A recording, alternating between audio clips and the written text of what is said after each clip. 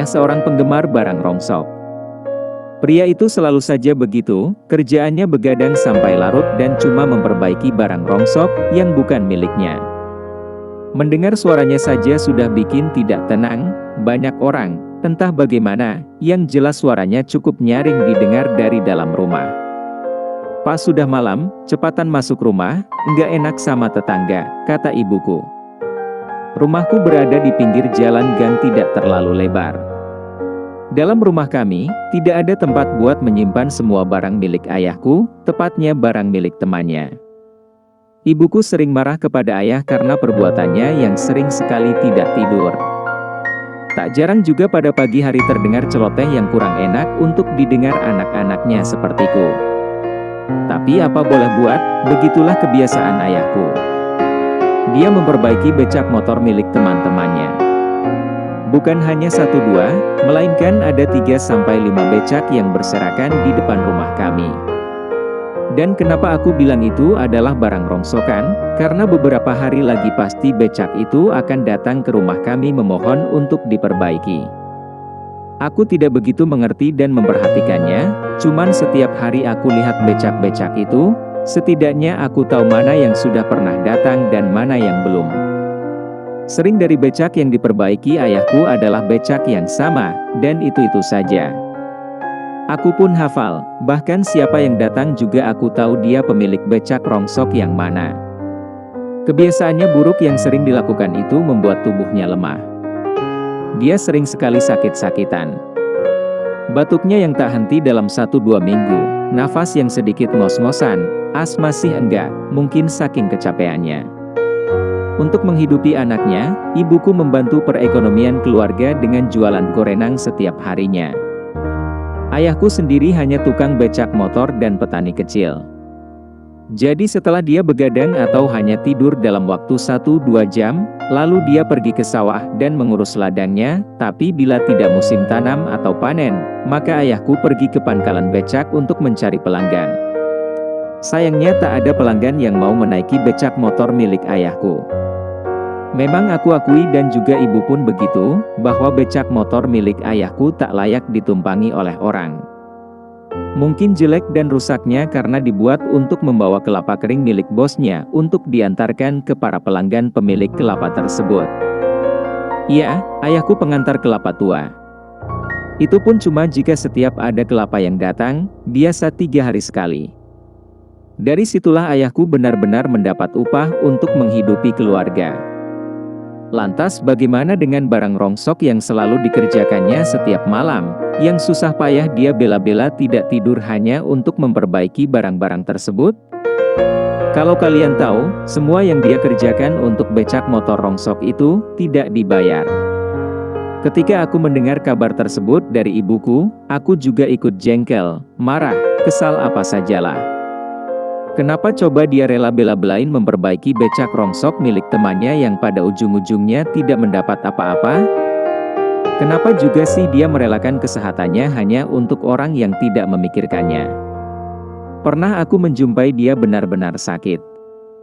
Tubuhnya sangat lemas, batuknya sudah gak karuan nada dan iramanya, menyakitkan dada orang tersebut. Dia hanya bisa berbaring lemas untuk jangka waktu beberapa hari. Sejenak aku berpikir, mungkin dia lebih baik diberi sakit dari Sang Kuasa, dengan begitu dia bisa istirahat. Mungkin juga dari sakit itu dia sadar, kalau yang dia lakukan itu tidak baik untuk kesehatannya. Toh juga apa yang ia lakukan tidak mendapat apa-apa. Tapi pikiranku salah besar, apa yang telah terjadi kepadanya tidak membuatnya berubah sama sekali. Saat dia sudah sedikit bugar, cuma sedikit saja, dia melakukan aktivitas itu lagi dan lagi. Sampai kapan dia akan melakukan hal itu? Aku kesal dengan perbuatannya, aku bukan benci, cuma kalau melihat salah seorang yang kusayang seperti itu, lantas aku harus bagaimana? Aku juga bingung, ibu saja tidak bisa menasehatinya, apalagi aku? Di suatu pagi yang seisi rumah ribut oleh ocehan ayah ibuku, aku mendengar ucapan mereka yang lantang dengan suara saling meninggi. Pak, bagaimana nasib anak kita, kalau bapak begini terus, penghasilan pas-pasan dan tidak cari kerja lain? Masih saja mengurus becak orang yang tidak mendapatkan upah. Sedangkan anak kita sudah masuk kelas 3 SMA, habis ini butuh dana banyak untuk ujiannya, kata ibuku berusaha halus. Ya udahlah, kalau sudah tidak bisa membiayai sekolah, ya gak usah sekolah, katanya keras. Raut muka ibuku menjadi mengkerut. Jangan begitulah Pak, Bapak yang harus bisa cari kerja lain. Tinggalin itu becak-becak gak berguna. Paling juga dikasih 10.000, itu aja kalau ada yang ngasih, kata ibuku sedikit meninggi. Lah mau kerja apa, rezeki sudah ada yang ngatur, yaitu dapatnya. Tapi tidak begitu juga Pak, Bapak menyiksa diri kalau setiap malam begitu. Udahlah udah, kalau mau sekolah suruh anakmu cari uang sendiri. Mendengar kata-kata itu hatiku langsung sakit, sungguh sangat menusuk, apa jadinya kalau aku tidak sekolah? Kata-kata itu terlontar dari mulutnya. Jujur, aku memang tidak akrab dengan ayahku. Ngobrol? Itu tidak ada dalam kamus keluargaku, lebih tepatnya aku sama ayahku. Ketemu di jalan saja kita tidak pernah saling sapa, perhatiannya kepadaku hampir tidak pernah ada.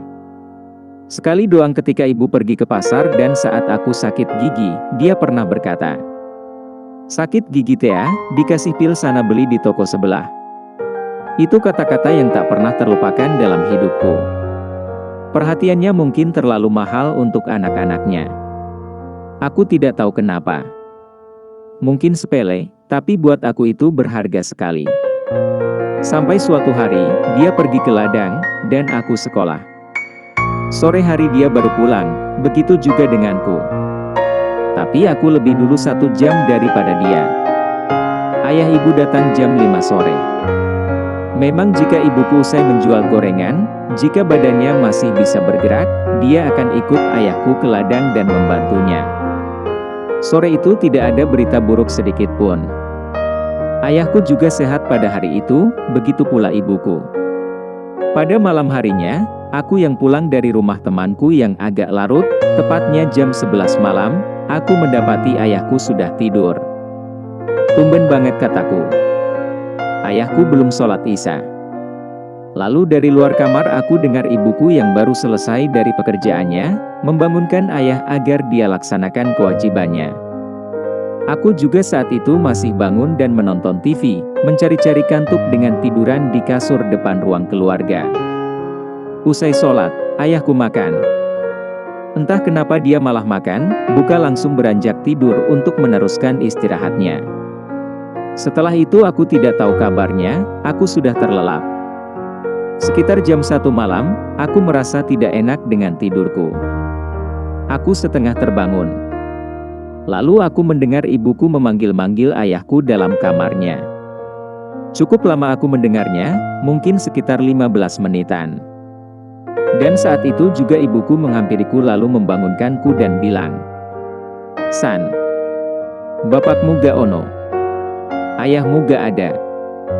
Aku yang sudah sadar sejak tadi langsung bangun. Melihat raut muka ibuku yang kebingungan dan berusaha mencerna. Aku langsung mendatangi ayahku yang terbaring di kamar. Sekilas, aku juga tidak tahu harus berbuat apa. Aku tidak pernah melihat kematian, aku takut. Melihat wajah ayahku dengan mata terbuka dan mulut menganga. Aku pegang kakinya, dingin sekali. Aku taruh tanganku di dadanya, mencoba merasakan denyutan jantungnya. Tapi tak ada detakan sedikit pun, ayahku telah meninggal. Dalam benakku, aku kebingungan, apa yang harus aku lakukan, dia sudah tidak ada. Apa aku harus senang? Mungkin dengan begitu sudah tidak ada omelan lagi di pagi hari jika dia tidak ada. Aku harus bangga, dengan begitu tidak ada lagi tetangga yang akan terganggu di setiap malam. Toh juga ada tidak adanya dia, aku tak pernah bicara. Tapi dia ayahku satu-satunya. Saat itu juga aku meneteskan air mata. Ibuku juga mulai menggeru-geru, kakak ipar perempuanku juga terbangun dan menangis dengan sangatnya, saat mengetahui ayah tidak ada. Aku tidak punya HP, aku tidak bisa menghubungi keluarga yang lain untuk memberitahukan kejadian ini. Ada kakakku yang tinggal beda rumah di tengah desa, butuh waktu untuk pergi ke sana. Aku pun pergi ke rumah kakak perempuanku, dan mengabarkan kematian ayahku. Lalu kakakku juga mengabarkan ke seluruh saudara yang ada di luar kota.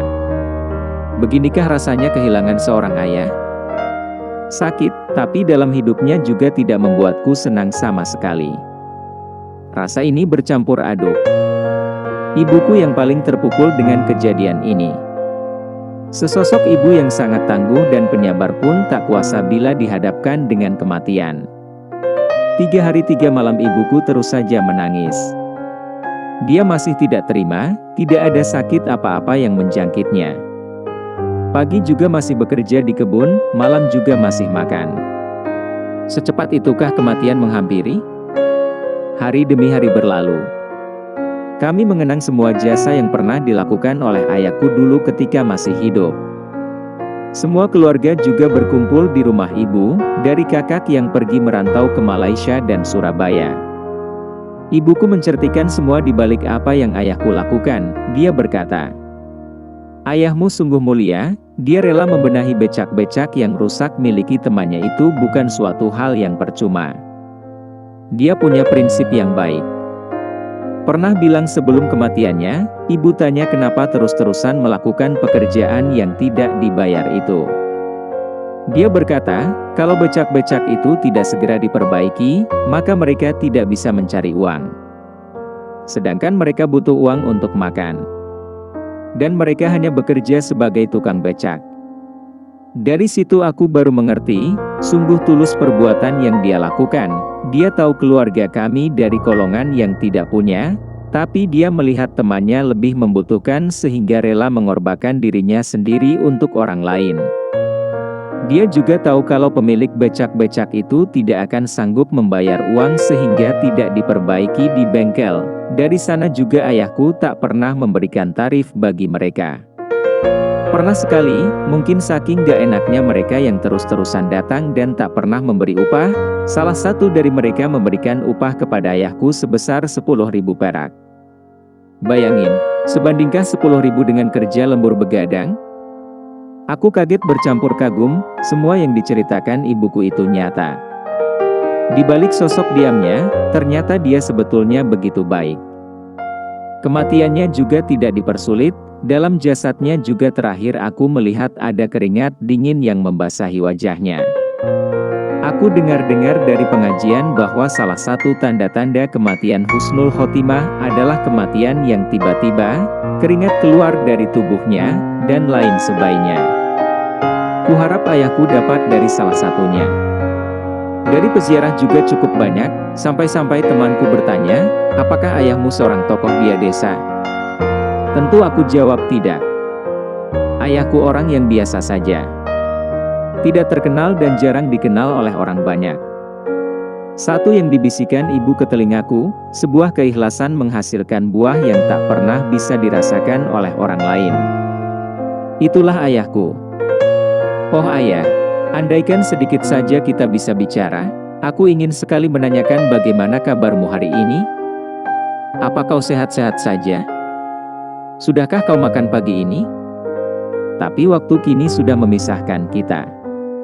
Oh ayah, mungkin jasamu tak akan bisa aku lupakan, aku hanya bisa mengucapkan terima kasih sudah membesarkanku sampai seperti ini, aku hanya bisa berterima kasih.